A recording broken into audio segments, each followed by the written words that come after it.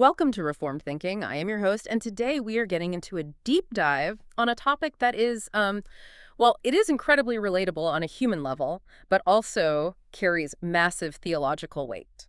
Hi, everyone. I'm so glad to be here for this conversation. And yeah, you're right. The human element here is just staggering. Right. Because, when you think about a typical family reunion today, there is almost always this expectation of predictability. Oh, absolutely. It's like an unspoken script everyone follows to the letter. You have the awkward small talk over the potato salad, the familiar tension when someone brings up politics, and the designated seats at the table. Yeah. And you have that one uncle telling the same fishing story he has told since, what, 1998? Precisely. And you have those quiet resentments, those decades-old grudges that everyone silently agrees to just politely ignore for the afternoon, just so you can all get through dessert. It's comfortable in its dysfunction. You know what to expect. Right. It is predictable. We prefer things to be managed. We really prefer to keep the conversation on the surface where it feels safe, where no one has to do any real emotional heavy lifting. Yeah. We avoid the basement of our family history because we know how messy it is down there. But then you step into the ancient world, specifically Genesis chapter 43, and suddenly that predictable, comfortable script is thrown completely out the window. Thrown right out the window. Yeah. We are looking at a family dinner today that is, well, honestly, it is terrifying. It is the absolute definition of a collision between buried, rotting secrets and sovereign, undeniable exposure. It is a holy theater. I mean, we are looking at a scene where starving, desperate brothers sit down to incredible lavish feast, completely unaware that the terrifying Egyptian governor hosting them, The guy holding their survival in his hands, right? yes, the man holding their very survival in his hands, is the same brother they betrayed, threw into a pit, and sold into slavery over 20 years earlier. It is just wild. So today we are taking a massive stack of historical research, linguistic analysis, and theological commentary from some rigorous sources, and we are plunging straight into one of the most intense, awkward, and beautiful family dinners in human history. And we should clarify, we're not treating this like a quaint fable or a Sunday school lesson about saying you are sorry. No, definitely not. We are examining the actual mechanics of grace, the intricate layers of the ancient Egyptian court, and the immense theological weight of this specific reunion. We are impartially reporting the insights from these sources, keeping strictly to the text. Right. And our mission for this deep dive is highly specific.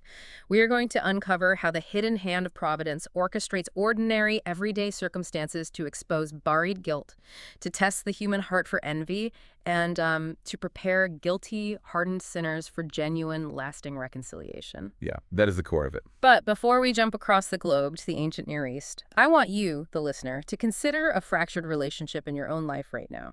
Just think about it for a second. Maybe it is a sibling you have not spoken to in years over a misunderstood comment.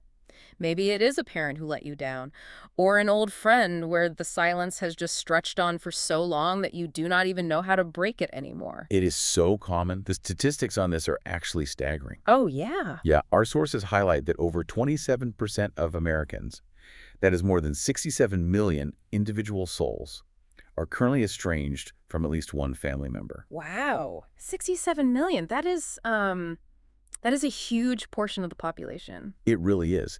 And if you were one of those 67 million people listening right now, you are probably familiar with how modern secular therapy handles this. The standard advice involves establishing impenetrable boundaries, cutting toxic people out of your life, demanding apologies, and, prioritizing your own peace at all costs. Which is very focused on self-protection. Right. And while self-protection obviously has a place in abusive situations, that secular framework often functions like a bandage over a bullet wound. It addresses the symptom of the pain, but ignores the infection underneath. Yeah, that makes sense. So the biblical framework we are examining today does not settle for a cheap, negotiated peace. It demands absolute truth. It involves the heavy, sometimes painful hand of providence, and it requires a mediator. We are going to see a master class in how God performs surgery on the root of the fracture, rather than just managing the symptoms. Okay, so let's set the stage, because we really need to grasp the historical reality of what is happening here. We are in the patriarchal era. Right, way back. Yeah, this is way before the Mosaic Law, long before the Exodus, before there is even a nation of Israel. The covenant family consists of an aging Jacob and his sons. and they're staring down a severe international famine. And we have to be clear, we are not talking about a local drought where the price of tomatoes goes up at the grocery store. Right, right. This is a total economic and agricultural collapse that has devastated the entire ancient Near East. The rivers are dry, the crops are dust, and the livestock are dying. It is a catastrophe. Absolutely. It has driven this family out of Canaan, which is the land they were promised by God, and forced them down into Egypt. And Egypt, at this moment in history, is the undisputed epicenter of worldly wealth, military might, and pagan idolatry.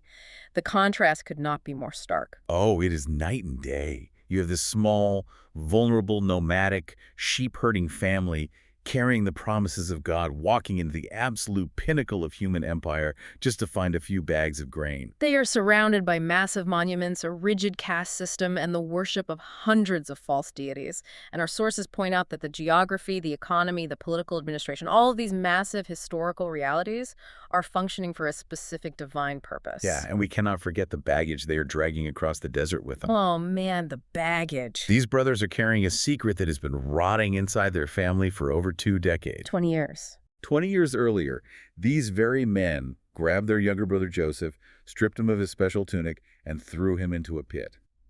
And they genuinely intended to murder him. They sat down to eat lunch while he screamed for his life. That detail always chills me. Eating lunch while your brother begs for his life? It is brutal. Then they decided to make a profit instead, selling him for 20 pieces of silver to Ishmaelite traders. To cover their tracks, they took his garment, soaked it in goat's blood, and handed it to their father Jacob. Letting the old man conclude that a wild beast had torn his favorite son apart. Right. They built their entire household, their daily routines, their marriages, and the raising of their own children upon this massive, bloody lie. Imagine the psychological toll of that. For 20 years, every time Jacob wept for Joseph, every time a family gathering occurred, those brothers had to look their father in the eye and maintain the deception. They had to silence their own consciences over and over again. Which brings us to the concept of providence, which is so central to Reformed theology. Yeah, let's talk about that.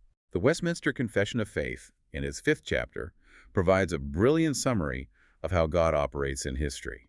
It states that the Creator upholds, directs, disposes, and governs all creatures, actions, and things, from the greatest even to the least, by his wise and holy providence. So this famine is not a random climate event. No, not at all. Yeah. It is not an evolutionary accident or a stroke of bad luck. It is a divine instrument designed specifically to corner these brothers. I love the analogy of an anvil here. The brothers believe they are just packing their bags, counting their silver, and traveling across the desert to buy grain so their children do not starve. Right, just a basic practical survival strategy. Yeah, they think they are executing a grocery run, but God is actually placing them on an anvil of circumstances. He is using the extreme heat of the famine and the heavy hammer of the Egyptian court to reshape their hardened consciences. They think it's about agricultural economics. God knows it is about their souls. God is using a global catastrophe to deal with the specific hidden sin of 11 shepherds. That analogy perfectly captures the tension. When people read this text superficially, they often treat it like a moralistic fable, teaching us that we should just be nice to our siblings. Which completely misses the point. Totally. This is the raw history of redemption. It shows God actively dealing with the sins of his covenant people through relentless, undeniable pressure. God does not ignore their sin. No. He uses the famine to force them out of their comfortable denial. He forces them to confront the very thing they thought they had buried forever. Hunger is a highly effective tool for waking up a sleeping conscience. So they finally arrive at the Egyptian governor's house in Genesis 43. Verses 26 through 28 describe the scene. They enter Joseph's house, they bring their gifts, balm, honey, myrrh, almonds, and they bow down to the earth. And we need to look closely at the linguistics there because it is fascinating. The Hebrew text uses a highly precise verb, shaka. Okay. Specifically, it appears in the hithpale stem, resulting in the phrase weyukidu weyeshtachawu. That is a mouthful. What does it actually mean? Well, this does not mean they gave a polite nod of the head or a slight respectful bow from the waist.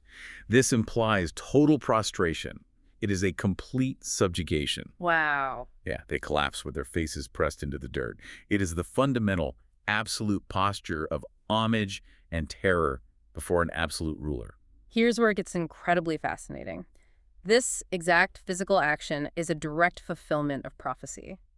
We have to rewind the tape back to Genesis 37. Right, the dreams. Yeah, Joseph, as a teenager, had these provocative dreams. He dreamed that they were binding sheaves in the field, and his brother's sheaves stood up and bowed down to his sheaf. Then he dreamed the sun, moon, and 11 stars made obeisance to him. Which did not go over well. Not at all. When he naively told his brothers about this, it provoked a murderous, violent rage. The irony is staggering. They sold him into slavery specifically to prevent those dreams from coming to pass. And yet, the very means they used to thwart the decree became the precise method God used to fulfill it. Okay, I have to stop you right there because this brings up a massive theological elephant in the room. I know exactly where you're going with this. Yeah, I mean, if God decreed this outcome, if God orchestrated the teenage dreams, the jealousy, the Midianite traders, and the global famine just so they would end up with their faces in the Egyptian dirt, doesn't that excuse their terrible sin? That is the big question. If they were just actors hitting their marks in a divine script, how are they guilty? They could just throw their hands up and say, hey, we were just moving the plot along. We were doing God's will by selling him. That is the classic philosophical objection, and it is crucial we address it clearly based on our sources. Yeah. The biblical view of sovereignty does not eradicate human responsibility. It is a mystery, but it is taught from Genesis to Revelation. So they are still on the hook. Absolutely. Human rebellion remains completely, utterly wicked. The brothers acted out of their own sinful jealousy, their own hatred, and their own greed. They are fully, entirely responsible for their cruelty. No divine hand forced them to hate Joseph. Right. Yet God overrules their sin without becoming the author of it. He takes their wicked intentions and uses them as threads in his own righteous design to preserve the family and fulfill his word. So it is not a zero-sum game where either God is totally in control or humans are totally free. Precisely. This narrative demonstrates the total failure of theological systems like open theism or Arminianism, which posit a reactionary deity who only responds to human free will. Because if God is just reacting, he cannot guarantee the ending. Exactly. If God is just watching history unfold and scrambling to make the best of human mistakes, you have no guarantee of a good outcome. God is not doing damage control here. He is sovereignly superintending the wicked actions of men to bring about a glorious salvation. The brothers chose freely to sin, but God decreed the outcome for good. Yes.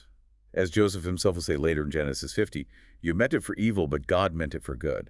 All right, so they are bowed on the ground, terrified, waiting for this terrifying governor to speak. Then the perspective shifts dramatically. We move from the brothers' outward terror to Joseph's internal emotional state. It is a beautiful shift. He looks up and he locks eyes with Benjamin.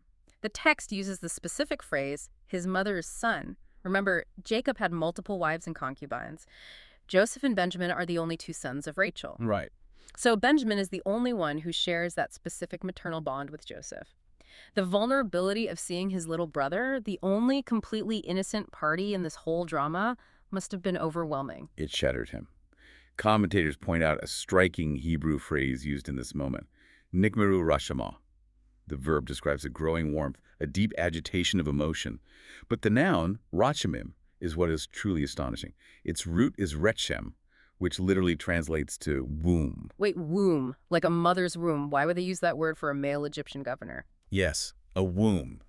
It designates a gut-wrenching, maternal-like compassion. This is not just a general feeling of goodwill or pity. It is an irresistible, visceral, life-giving love. That is incredible. What makes this so breathtaking is the context of ancient Near Eastern literature. Extra-biblical texts from that era rarely, if ever, assign such self-sacrificial, tender, emotional affection to an absolute despotic ruler. Because they were supposed to be like gods, right? Unfeeling. Right. A vizier of Egypt was expected to be a stoic, detached, terrifying figure of absolute authority. You did not look at them, and they certainly did not weep over you. Yet here is Joseph, the second most powerful man on the face of the earth, entirely undone by womb-like compassion for the brothers who wronged him and the younger brother he left behind. But he does not just break down and reveal himself right there. He exercises this incredible, agonizing restraint.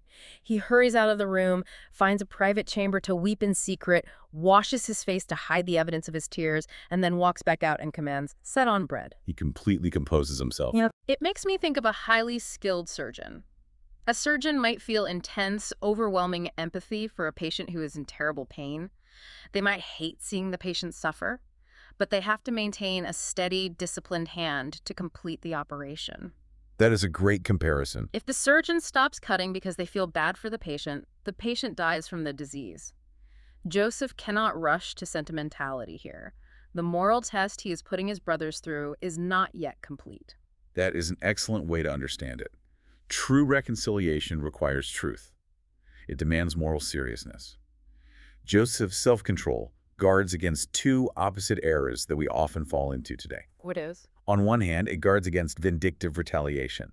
He has the military power to execute them on the spot, but he restrains his anger. On the other hand, it guards against a cheap, superficial peace. Just hugging it out. Yeah, if he just bursts into tears and says, "I forgive you, let's hug," without knowing if they have actually changed, he would be inviting the same murderous, jealous men back into his life without any evidence of repentance. He would be setting up Benjamin to be their next victim. Precisely. He must know if grace has done its work. He must know if they will abandon Benjamin the way they abandoned him. His restraint is not coldness. It is disciplined, purposeful, agonizing love. He is willing to endure the pain of separation a little longer to ensure the healing is permanent. So he commands the meal to begin. Let's look at the actual mechanics of this banquet, because the seating arrangement is incredibly strange. It is very specific. There are three distinct eating spheres set up in the room. Joseph is sitting at a table completely by himself. The Egyptian officials are sitting at their own table, and the Hebrew brothers are seated at a third table, all alone. This highlights a severe cultural boundary. The Hebrew word used to describe the Egyptian attitude toward the Hebrews is tu'eva, which translates to abomination. That is a strong word. It is. The Egyptians abhorred eating with Asiatic sheep-herding nomads. In their worldview, which was steeped in rigid caste systems and the worship of agricultural deities, nomadic shepherds were considered culturally, socially, and religiously unclean. They were loathsome. So even though Joseph is the vizier, the Egyptians still will not eat with his family. Correct. And this signifies the profound isolation of the covenant family. Even when they are being preserved by the world's wealth, they are conspicuously separated from it. They are in the world, but not of it. Yeah, they are in Egypt, they're eating Egyptian food, but they're not absorbed by Egypt.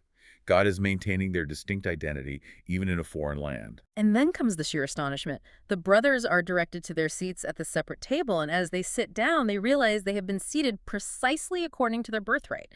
From the firstborn, Reuben, all the way down to the youngest, Benjamin, exactly in order. It is a mathematical impossibility for a stranger to guess that. Imagine the pure, unadulterated panic setting in at that table. Think about the odds of that. There are 11 brothers.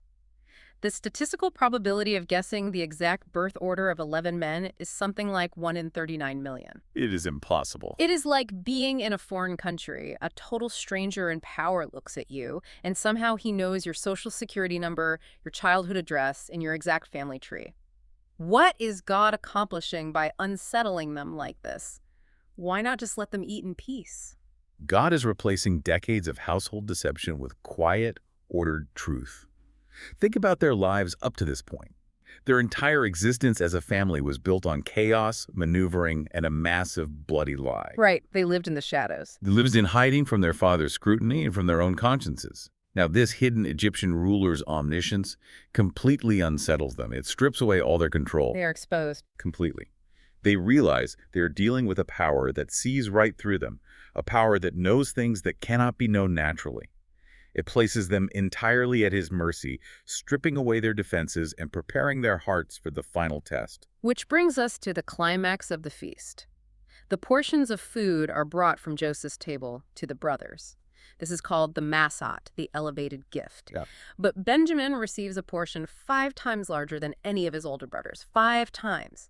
This is not just a random act of Egyptian generosity or someone assuming the youngest kid has a huge appetite.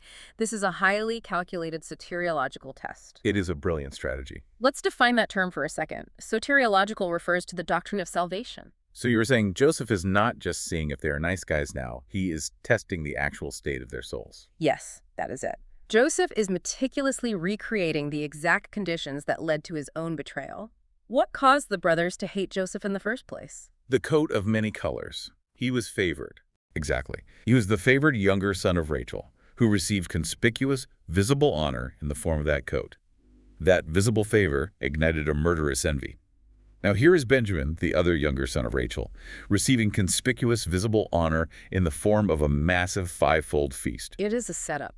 Will the older brothers repeat their sin? Will they look at Benjamin's huge pile of food and seethe with jealousy? Will they resent the governor for favoring him? I have to admit, when I first read this, I thought, isn't Joseph playing with fire here? He is practically inviting them to hate Benjamin. It seems reckless, doesn't it? Yeah, these guys have a track record of severe violence when they get jealous. They wiped out a whole town in Genesis 34. It feels almost cruel to provoke them like this when they are already terrified, far from home, and completely vulnerable. Yeah. Why poke the bear? It feels risky to us, but it is a holy necessity. Grace always exposes envy. God brings hidden things to the light because you cannot heal an infection without bringing it to the surface. That makes sense. You have to open the wound. If they are still consumed by jealousy, Joseph needs to know now before he reveals his identity and entrusts his life to them again. The beautiful, fascinating thing is their reaction. The passage ends by telling us that the brothers drank largely and became merry with him. They did not pull knives on Benjamin. No, they did not pull knives. They did not mutter in bitter resentment. They did not storm out in protest. This reveals that the cancer of jealousy is finally losing its grip on their souls. Wow. The unmerited grace they are experiencing at this table, the fact that they are eating it all instead of rotting in a dungeon, is beginning to conquer their bitter hearts. They are rejoicing in their brother's blessing instead of hating him for it.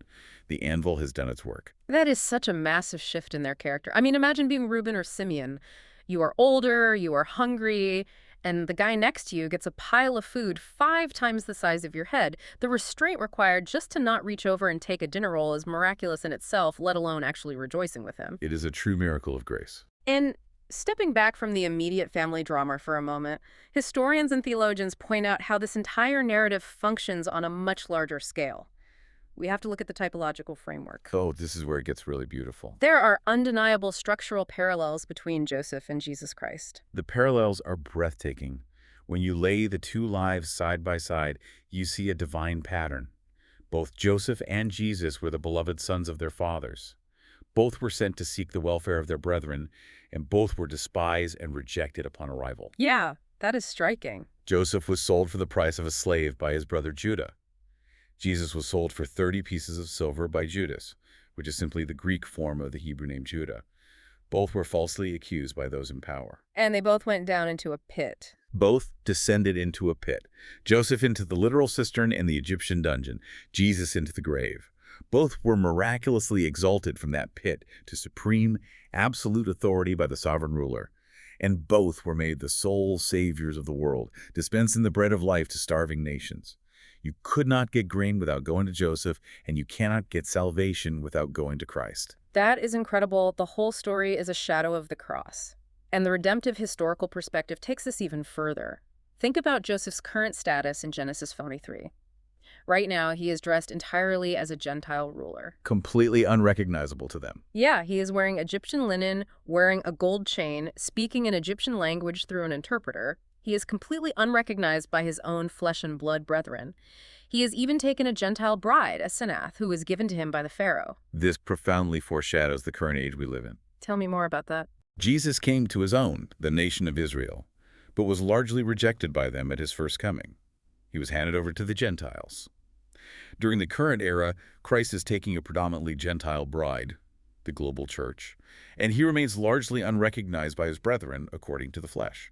That is such a fascinating dispensational angle. The Jewish people, by and large, look at Jesus and see a Gentile figure, a Western religion, much like the brothers looked at Joseph and saw an Egyptian stranger. But the story does not end with them eating a meal in ignorance, right? No, it does not.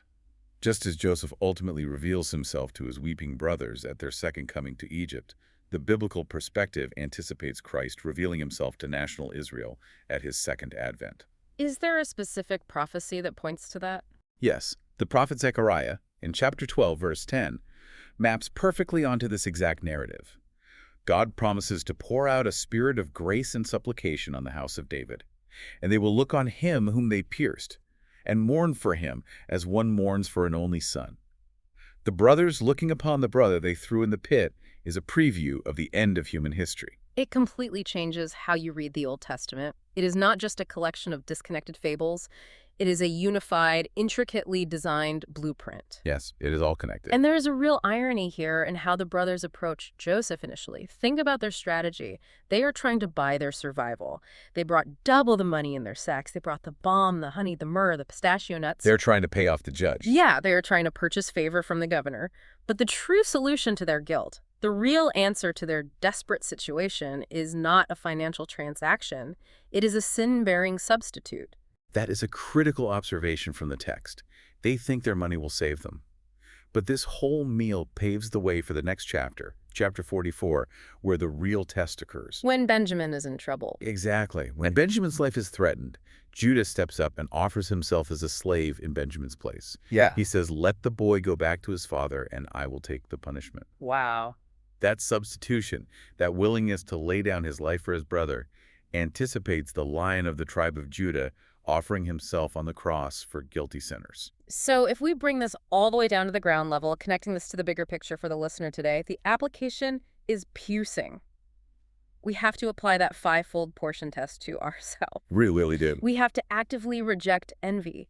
Think about it. So many conflicts in families and workplaces and communities arise because someone else receives visible favor.